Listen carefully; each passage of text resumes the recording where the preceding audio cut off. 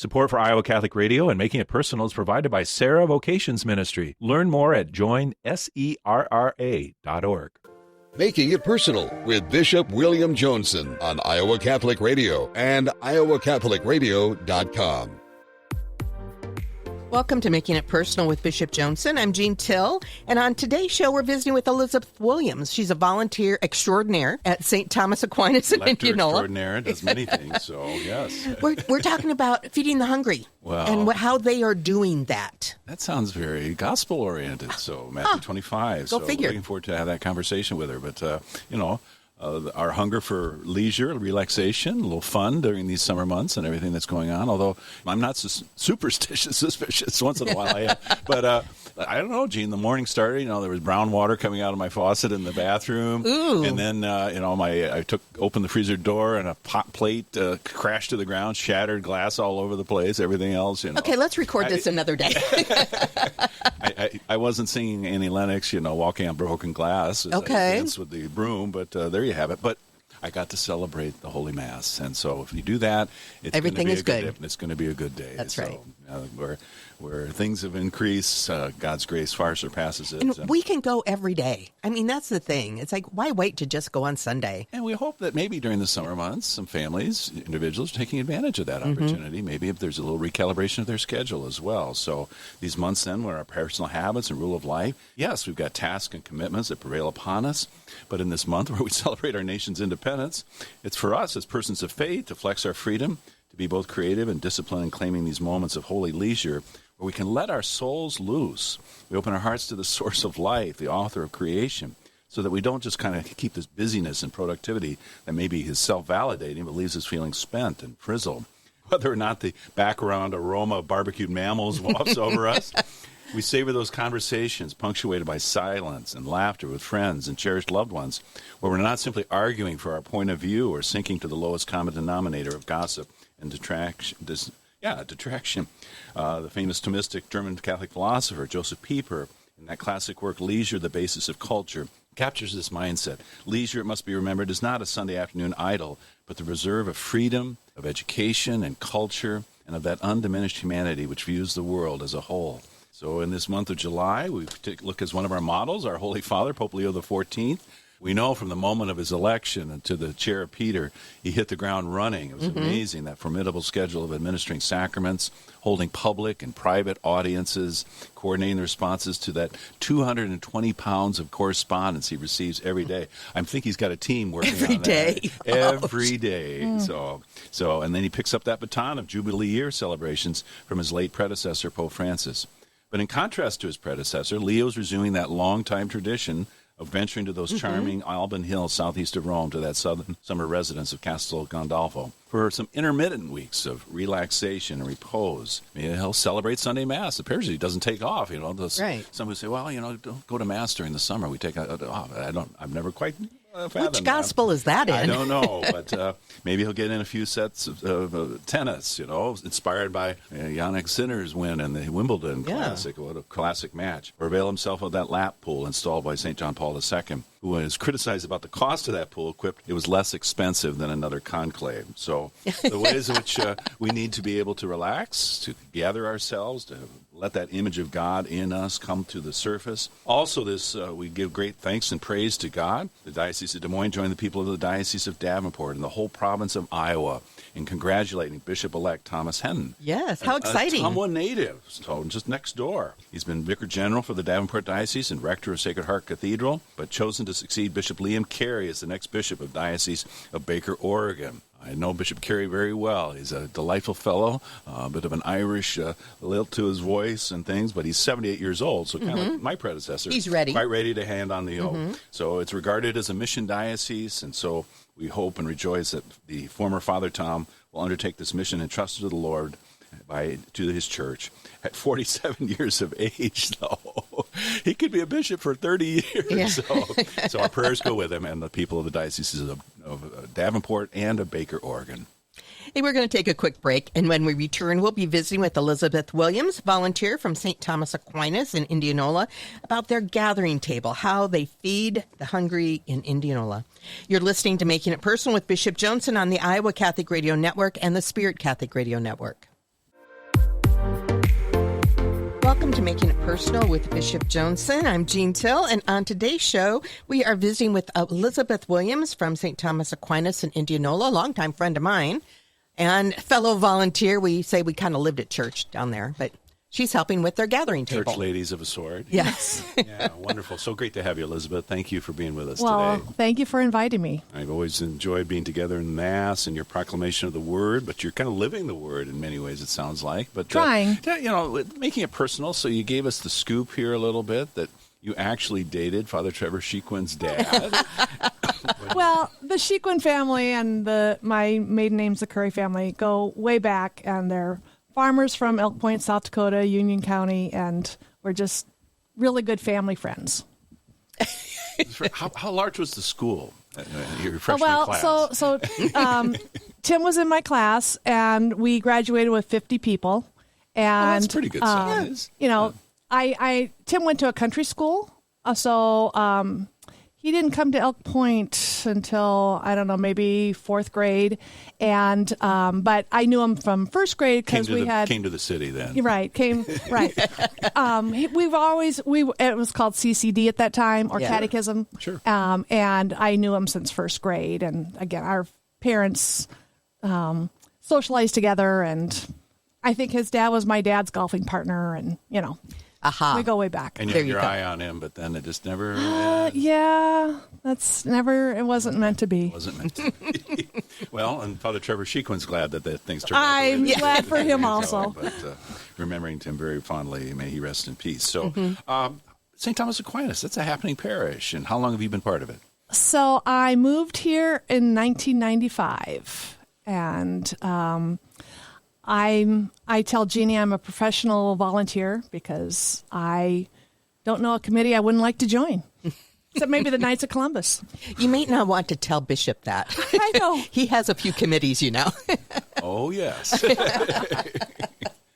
No, but we've talked about that, maybe enlisting you, and certainly your participation not only in the local parish, but at the diocesan level is also something that we appreciate. So do you always look to become the chair, or do people kind of recognize your that potential? That is such a good point. Are you able to kind of deflect some of that? I just texted a friend. She goes, "Oh, you're talking to the bishop on the radio. Wow, that's so exciting." And I said, "Well, the people who are in charge of the gathering table, they did not want to talk on the radio with the bishop." And I said, I feel a vacuum. So when I don't take the leadership unless there's no other one taking the leadership. And then I'm like, okay, I can do this.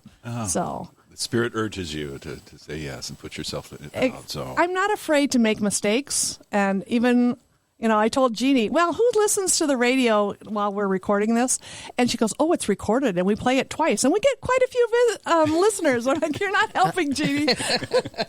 So, yeah, that same intrepid spirit that, not afraid to make mistakes, that's something. I'm going to summer school right now. I'm working with a Spanish tutor every 2 hours every day. Daniela, she works with me remotely on Zoom, and thankfully she's got a whiteboard because I'm a visual learner. But that's the key element, right? With the language, you can't be afraid to make mistakes. You have to thrust yourself into that. ¿Cómo está? That's all I got. I have one other thing on that. When our church celebrated, I can't remember, its 50th anniversary, I interviewed Father Frank Palmer, who was our pastor. And I said, why did you become a priest? Or, how did his story? And he said, well, he was going to school at, I think it was Loris, and over the top of a doorway engraved was Psalm 116:12. What shall I render to the Lord for all his benefits toward me? And Father said, I just kept crossing that, and I thought, what can I give back to the Lord for? I probably should become a priest. And that's how he became a priest. And I thought, what should I give back to the Lord? So, again, I like to volunteer because if God gives me the resources and the health and the time, why not give it back? Because they can be gone at any point. So the gathering table is just something that I could do, and why not? Yep. Yeah, and as God has put these gifts into your lap, they just continue to be multiplied. So very scriptural in a beautiful way. But the multiplication of the loaves is pretty much taking place at St. Thomas Aquinas with the gathering table. Tell us about this initiative. So it started about 8 years ago with two ladies in our parish who had in-home daycares, and they saw a need that there were just hungry families. So they said, This is before the pandemic. This is before the pandemic, and they're like, what can we do to help these people? And there was another, the Methodist Church in town had started providing a free community meal every week. And so they went and talked to them, and they said, oh, here's what we do. And so these two ladies said, yeah, we could do that, and put out a sign-up genius for people. And so we had it in our hall on the first Monday of the month, actually the third Monday of the month. And we served about 25 to 40 people, and it was great. And but then you have a sizable hall there in the right, church. Yes. Right? And then the pandemic hit, COVID hit, and we couldn't have any in-house meals anymore.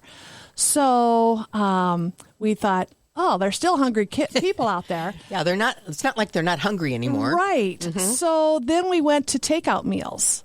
And so we prepare it in our kitchen and put it in takeout containers. And then we go out to the cars who are lined up in our parking lot and say, how many meals would you like? And they'll say 2, or they'll say 6. Or we have one that says 15 because they deliver it to a whole group area, and we just give them the meals and away they go. And now we're serving up to averaging about 140. We've had as many as 180 meals.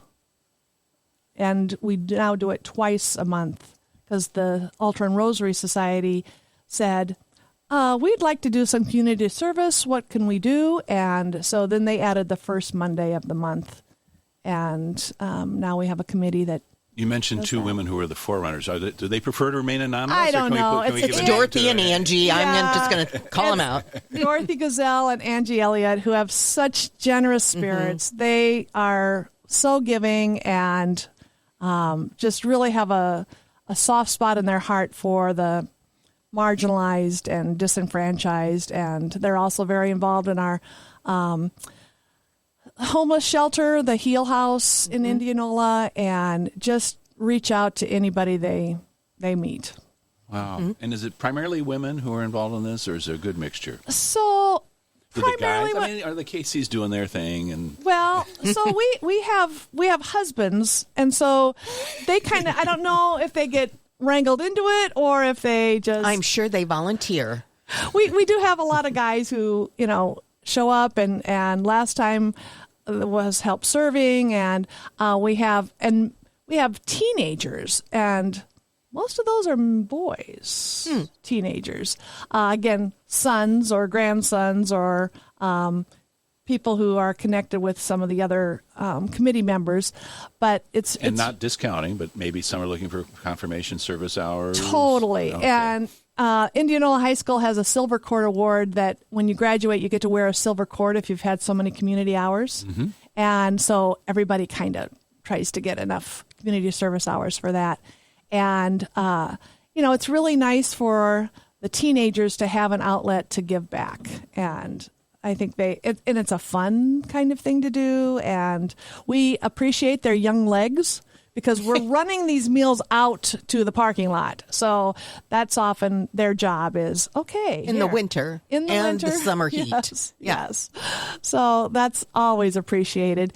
And then the other thing, we have our religion classes and our teen group, St. Thomas Aquinas Teens.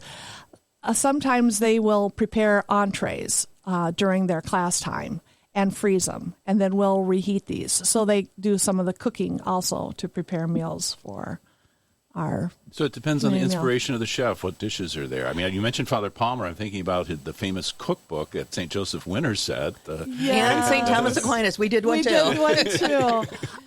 So is that stores of some of the recipes here? So it is potluck, and no meal is the same, because we give them 2 entrees, 2 sides, a roll that usually is donated by Hy-Vee. They have their kind of not quite expired, but they don't want to keep them in the store, so they donate a lot to our local food bank that when it gets kind of close to expiration, they donate it to ours to give away, and a dessert. And then we also put in a card for the grace before meals, because why not? You can say a little prayer here. The Bless us, O Lord prayer? Yes, Or another prayer? the Bless us, O Lord. All right. Yeah, and I wondered if there was any spirituality woven into this. not overtly, but we put the card with the prayer on there for them to,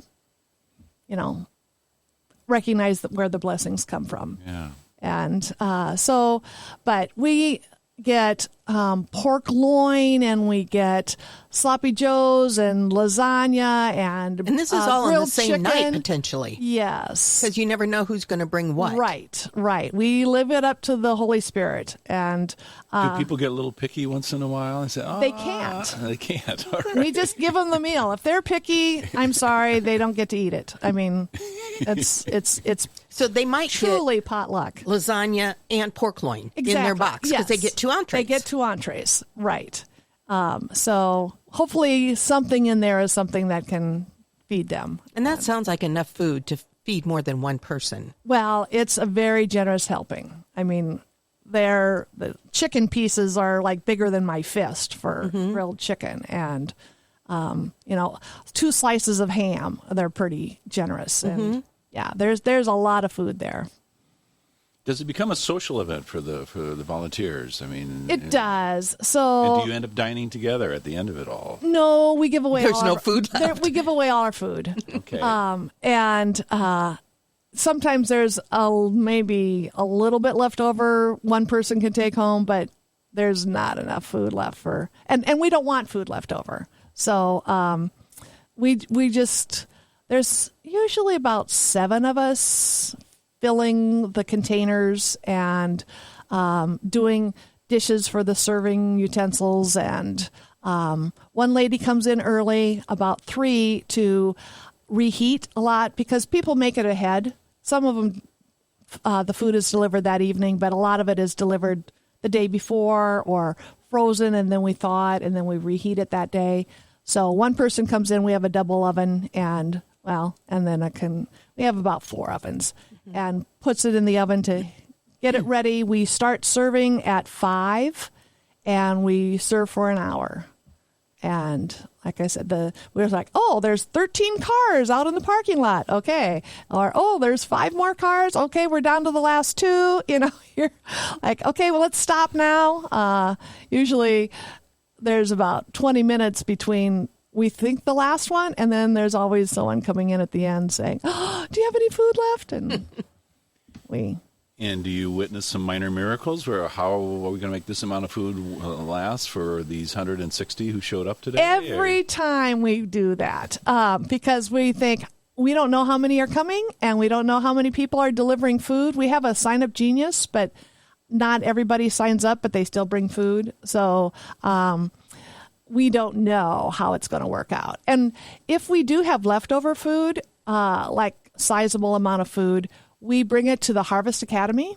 I don't know if you know about that group. They're north of Indianola, and they, how would I describe it? They take ex-cons and have a conversion story, and they live there for 3 years, and they totally turn their life around, and their main job is moving. They have moving trucks, and very reasonable, and anyway, I can't say enough good things about them, but they will take leftover food, and it's like, oh, I've got another huge pan of lasagna, and they're so appreciative. And they're only like 2 miles north of Indianola, so better than Simpson College undergrads or not? Yeah. it's hard to time that in a way where we can distribute that right. So, but that, maybe once in the last 7 months we've had leftover food. It's just the Holy Spirit works. So it's like, oh, wow. And then one lady came about 10 after 6, and she says, oh, I just got off work, and I'm sorry I'm late. Do you still have any food? And we scrambled to get enough food for her and just said, here, take this whole bag of this. And so it worked out, and we had some frozen that we hadn't defrosted yet. I said, well, you won't be having this tonight. And she goes, well, we'll have grilled cheese sandwiches tonight, and we'll have this tomorrow. So that works. Yeah. So obviously you don't want to prevail upon people's patience. You want to keep the car line moving, but it's all an outdoor affair. It's all a kind of a carry-out affair. Yep, they pull up and we ask them how many. Do you kind of get to recognize people, and are there some relationships that formed? There is one guy who's always the first one there. He comes in and he opens the doors for us, the outer doors. His name is Gary, and he's there every time, and he's just always a door opener. So I always enjoy talking to Gary. Gary is our doorman. But he's the first in line. And then there's other people who are just, they're so appreciative. Oh, they're so gracious. It makes you feel good just helping them out. Well, we're grateful to have you on the show, Elizabeth, but we must take a break here. We must. When we come back, we'll continue our conversation with Elizabeth Williams, volunteer from St. Thomas Aquinas in Indianola, and they're feeding the hungry. And this is a model that you can follow in your parish community as well. You're listening to Making It Personal with Bishop Joensen on the Iowa Catholic Radio Network and the Spirit Catholic Radio Network.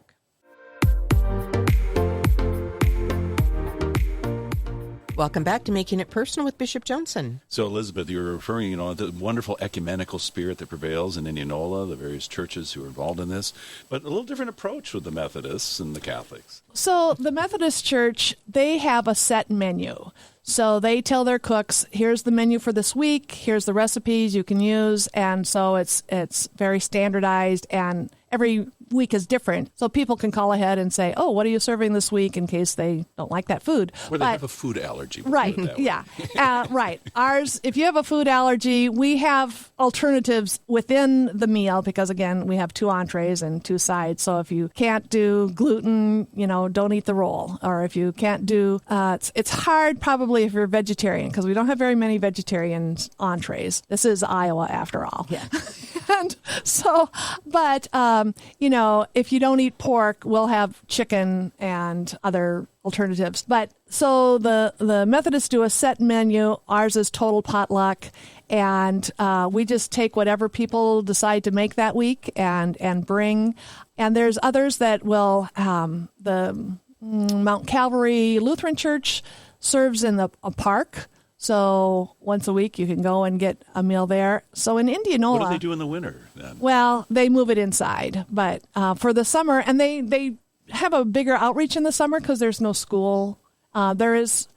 Sometimes the school kids can go and get the summer meal, but it's kind of hard sometimes. So they make a bigger push in the summertime for families. A lot of ours, I would say, are older people who, they're either too frail to cook or it's hard for them to do that. And we have a lot of people who will take 5 meals because that's their neighbors too, and because they don't have a car or they So there's don't presumption of goodwill on all sides. There's no vetting of people. Is there a legitimate need here? No, you drive up, you get fed. And again, they're so gracious. They're so appreciative, and it's just very gratifying to help them out, because they're just, oh, thank you so much, and oh, this is for my mother, or oh, this is for my 2 teenage children and me, and oh, it's so great for you guys to do this, and they're so grateful.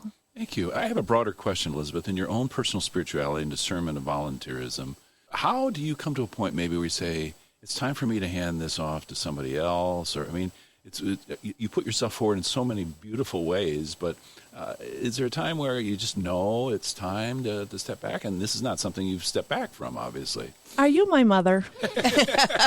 She says this all the time. And I said, as long as God gives me the resources, the time, the energy, I will keep doing this, because I often tell people, when you volunteer for something in the Catholic Church, it's for life. But even when there's a 3-year limit, not always. Because so I don't mind. Again, as long as I can do it. And hey, I'm willing to step back if anyone wants to step up. I'm not holding on to this for any other reason. No except, turf here. No. Okay. I fill a vacuum, and if the vacuum gets filled by someone else, thank you, God. I love it when he takes things off my plate.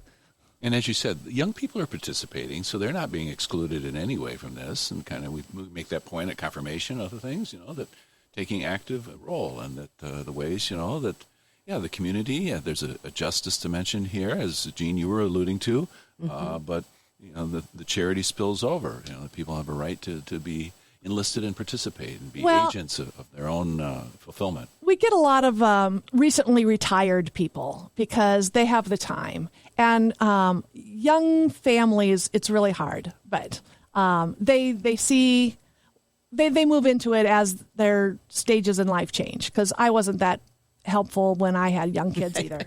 Well, Elizabeth, you served up something for our listeners to reflect on, and maybe feel that same tug of the Holy Spirit and creativity to maybe bring forth a similar initiative in your own community.